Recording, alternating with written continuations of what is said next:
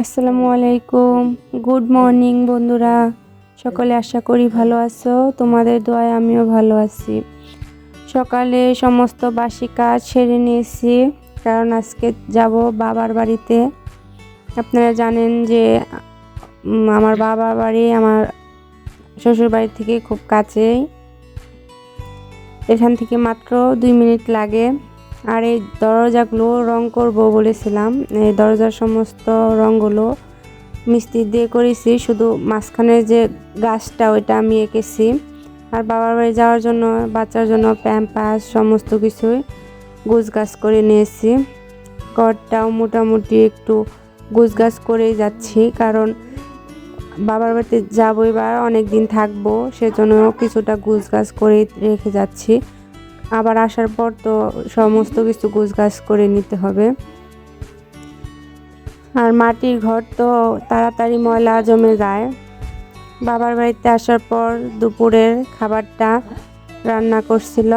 এখানে রান্না করা হয়েছে মুরগির মাংস আর চিংড়ি মাছ বোনা না, চিংড়ি মাছ ভাজি। মুরগির মাংস রান্না করার জন্য সমস্ত বাটা মশলা বেটে নিয়েছে। জিরা বাটা, এখানে পেঁয়াজ না রসুন বাটা, পেঁয়াজ কুচি, দারুচিনি, তারপর তেজপাতা, তারপর এলাচ, পরিমাণ মতো হলুদ দিয়েছে, পরিমাণ মতো ধনিয়া সজের গুঁড়ো, মরিচের গুঁড়ো এবং মাংসগুলো একসাথে মাখিয়ে উনুনে উঠিয়ে ভালোভাবে কষিয়ে রান্না করে নেবে। আমরা এভাবেই রান্না করি মুরগির মাংসটা। আজকের দুপুরের খাবার ছিল ডিমের ঝোল, চিংড়ি মাছ ভাজি আর মাছ ভাজি আর মুরগির মাংস। দুপুরের খাবার দাবারের পর বিকালের দিকে, বিকাল না অবশ্যই 2টার দিকে নিয়ে আসলো বাজার সদাই শীতকালীন সবজি। এখানে আছে ধনিয়া পাতা, তারপর ডাঁটা, কাঁচামরিচ, তারপর আছে ফুলকপি, বাঁধাকপি, আলু, শসা, বেগুন, সিম, মিষ্টি কুমড়া আর আছে টমেটো ও গাজর আছে। গাজরটা অবশ্য আমার বাচ্চার জন্য এনেছে। তারপর বাচ্চাকে গোসল করিয়ে শরীরে লোশন তেল দিয়ে দিলাম, এখন বাচ্চাকে খাওয়াবো সেরেলাক।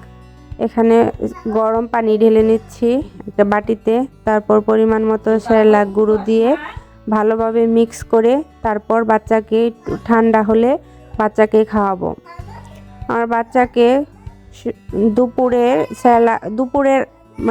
দুপুরের দিকে সেরেলাকটা খাওয়াই। দুপুরে সেরেলাক খাওয়ার পর তার হালকা পাতলা কিছু ফল খাওয়াই, যে আঙ্গুর বা কমলা।